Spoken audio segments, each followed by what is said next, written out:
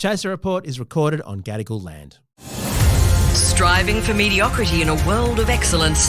This is the Chaser Report. Hello and welcome to the Chaser Report. I'm Charles Firth And I'm Dom Knight. Yay! Hello. We're sitting on your balcony again, Charles. This is such a lovely way for us to enjoy the podcast, but also the neighbourhood. We're very audible by the street, so we better be careful what we say.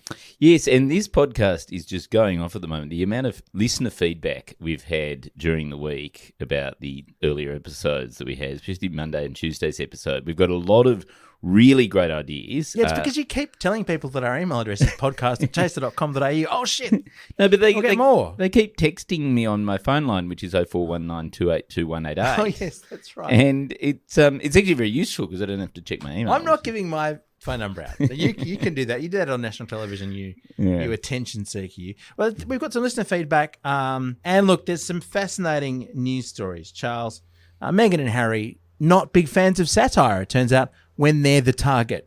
Oh, really? Mm-hmm. Oh, dear. Has South Park turned their attention? Just a little bit. Plus, there's great news for unfit people. Oh, that's great. That's certainly for me. So let's start with Meghan and Harry. This is South Park, as it tends to do, lampooned the Duke and Duchess of Sussex, saying that they were going on a world privacy tour, essentially going everywhere, saying get out of, stop paying, stop interfering in our lives. And at one point, they let off fireworks and annoy some of the boys who are trying to sort of do their homework, doing fireworks and to demand that people not pay attention to them. Yes, well, that is actually a Chaser headline, which is Harry takes to podcast, book, and TV to demand more privacy. But that's it's great. Yeah, they fly around with signs. We want our privacy and stop looking at us. And they're also parodying a book that looks a lot like Prince Harry's book Spare, which is called Wow. You've lived a life with the royal family. You've had everything handed to you, but you say your life has been hard, and now you've written all about it in your new book, Where? Yes, that's right, friend. So you hate journalists. That's right. And now you wrote a book that reports on the lives of the royal family. Right. So you're a journalist. Yeah. In a quote from Newsweek, it's hard to know how do you respond to being made fun of? Surely you just laugh at it and look like you're just, cool. Is a well-adjusted, cool person. Yeah, who can laugh at you and see the ridiculous side of it. It's like in the playground when you get made fun of. You don't then buy into it and go, I'm telling the teacher on you. That's how I first got into comedy, which I realised that if I made fun of myself first, it would defer the bubs. Well, their spokesperson told Newsweek, this is baseless and boring. Oh, yes, that is a good... That's the thing that they always throw at you. Oh, actually, they're really boring nowadays. Or unfunny is the other one. Do you remember when Ben Lee came on the podcast last year? It was a very enjoyable episode. I actually really liked meeting Ben Lee. But his response to our very old song making fun of him, which, not necessarily the sharpest attack ever. It was a little bit of a side swipe. But his whole thing was... The thing just wasn't funny enough. Like I'm into making fun of Ben Lee, but you could have gone so much further, guys. And he didn't elaborate how or what jokes he would have made about himself. But just like my problem with it was, just could have been better. And it made me think: is it really your problem with it, Ben? Is that the? But he did then duet on it with Andrew several times, which was very entertaining. I think that this is Meghan and Harry's strategy should be to go. It doesn't go far enough. Let's actually do a satirical world tour demanding privacy. You know what they should do? Yeah. They should do a parody of themselves where they play themselves for Netflix. Don't they own Netflix like 10 shows? That'd be a much better thing to do. It would actually make them endearing. If the people who were front and centre doing the best job of taking the piss out of Meghan and Harry in the world were Meghan and Harry, yes, I would be, because I've got major issues with them right now. I think South Park's pretty much spot on. They are very annoying and boring about wanting to be left alone. Make fun of yourselves. Do you think that actually they have been being satirical?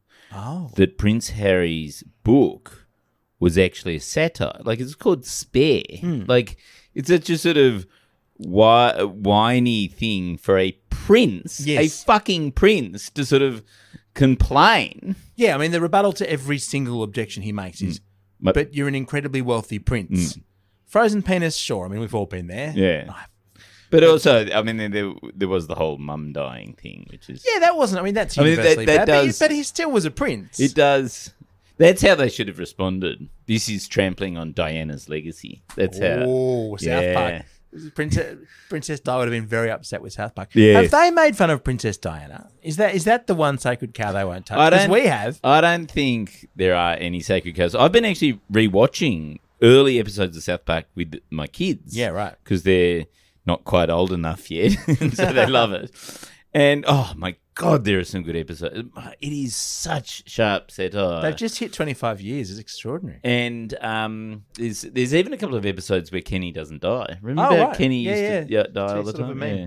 Oh, yeah. I mean, imagine if we in The Chaser had actually decided on a good format of television that we apparently We people did. thought It was we were called good at making. War on Everything. Yeah, we do. Yeah. And what if we'd actually just kept making it? You mean for more than 3 seasons? For more than if we'd actually just kept doing the thing that we seem to be good at and people liked us doing, instead of everyone going, "Oh, I'm so over topical." That would- let's write some yeah. timeless narrative comedy. Yeah, and us going, the problem with topical, of course, is that you just run out of ideas after You a while. repeat Because yourself. Which you don't, because because it's there's topical. always new stuff. So, yeah, and look, much love to the collaborators who wanted to push themselves creatively and try new things. Was it a good strategy after all these years? I mean, I don't know that.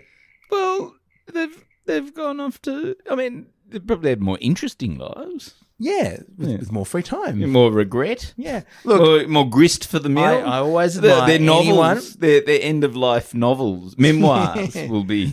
anyone who does what follows their creative dream, even if it turns out to be ill-advised, it's very, very. It's a good thing to see. So well done to them.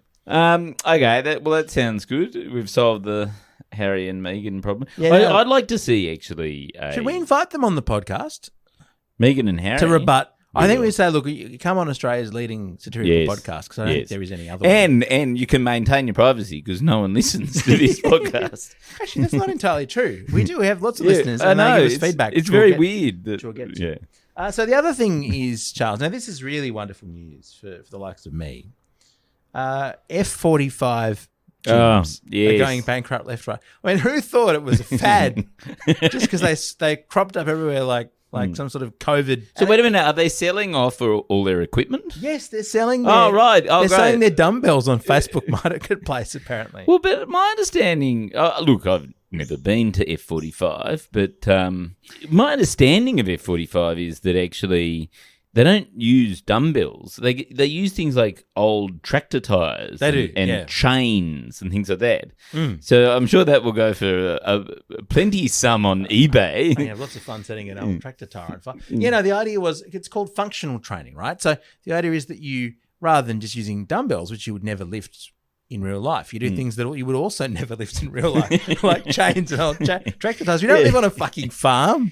So, but does this mean we don't have to exercise anymore because it's gone out of fashion Because again? it's financially unviable. Well, ironically, it's easier than ever because you can get a kettlebell for $2 a kilo, apparently, on Facebook Marketplace. Do you have to pay for delivery? Because that would be That would be very expensive. There's a whole lot of people who are going to get buff. I think they're going to very buying equipment on eBay and then having to cart it off. Yeah, you carry it from the car to your garage and then never use it again. Never use it That's again. how it works. No, but the whole concept was it's only 45 minutes.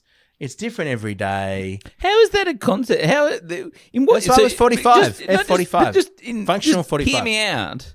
No one holds a copyright on the number 45 minutes. Like any other gym. In fact, actually, I've got a really good idea.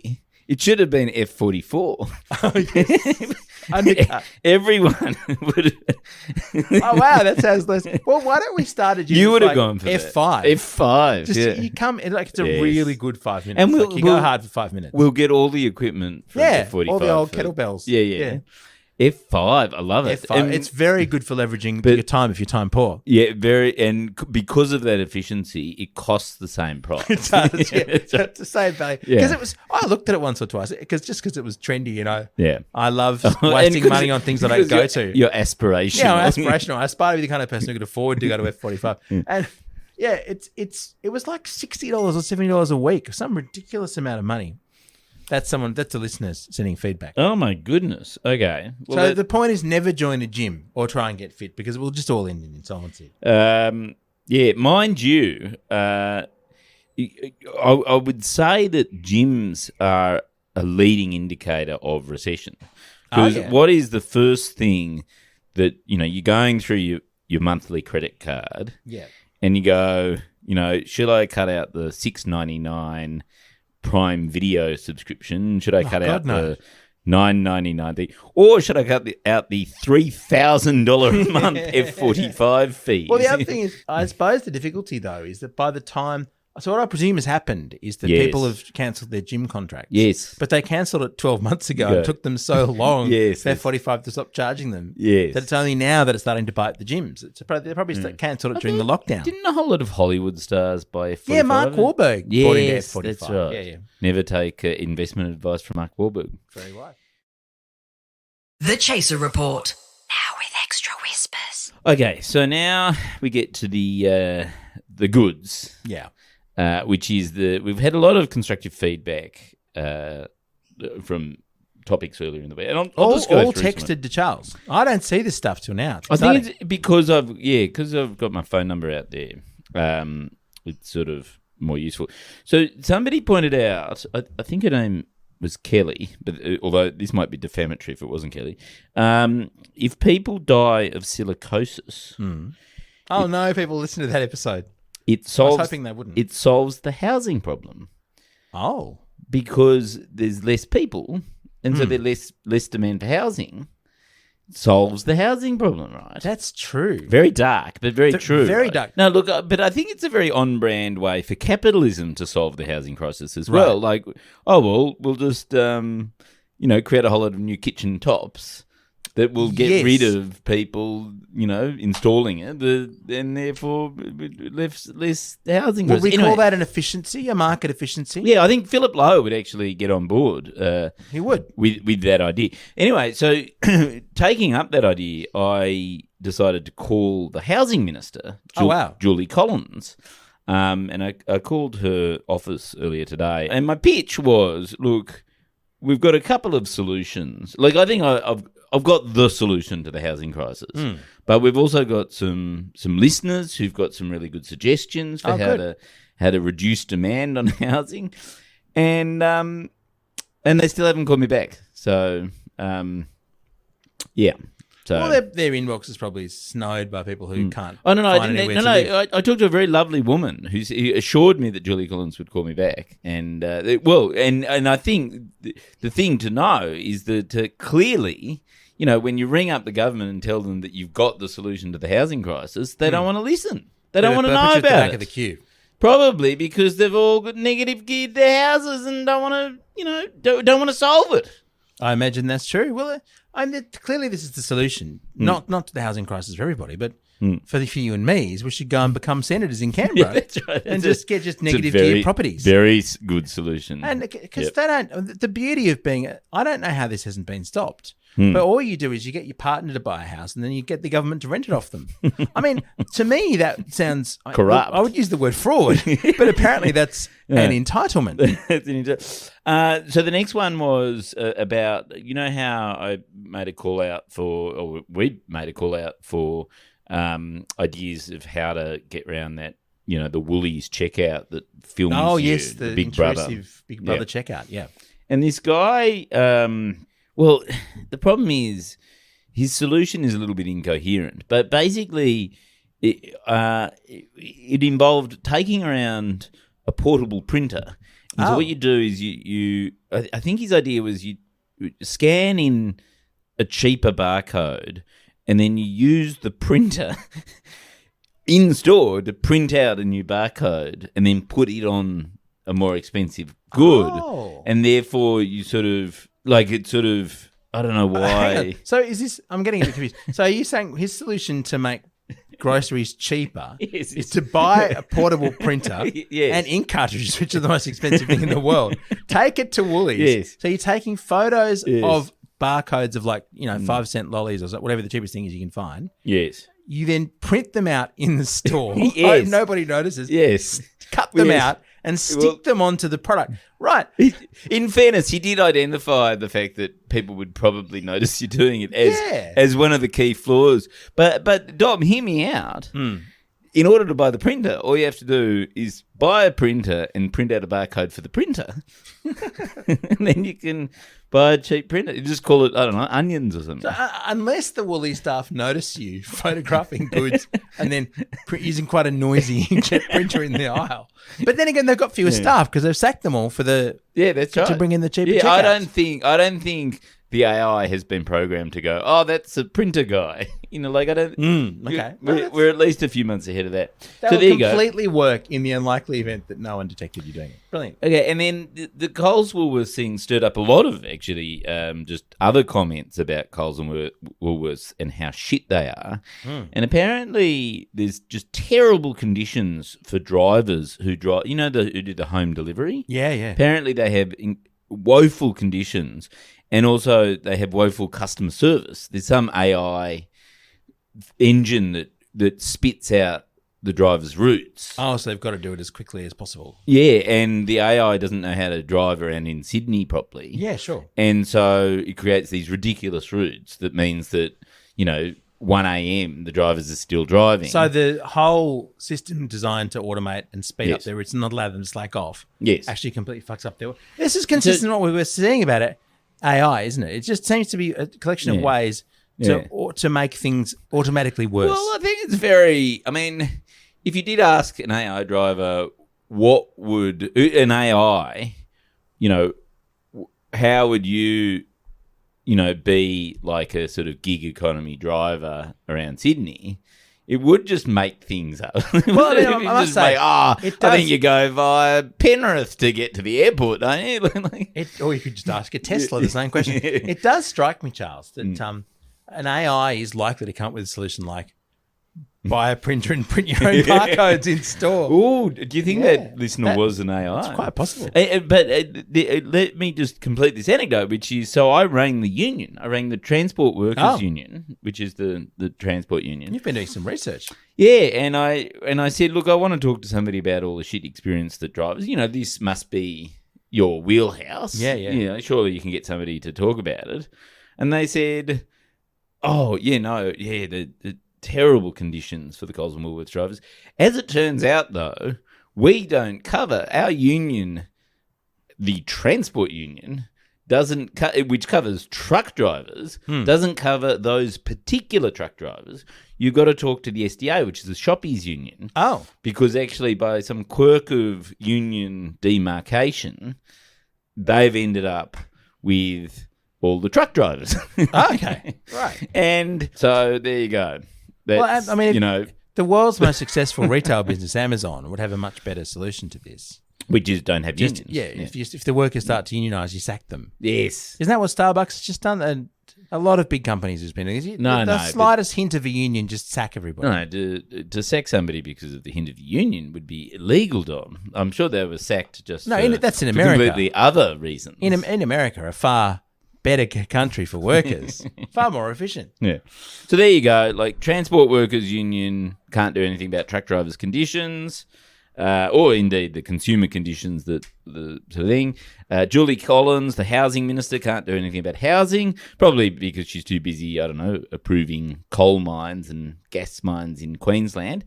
If you want to tune in to a podcast that nobody talks to, then this is the podcast, which is why I think, our next announcement, Dom, is long overdue. Long overdue. And is that we looked at how much this podcast is truly worth, didn't we? We did.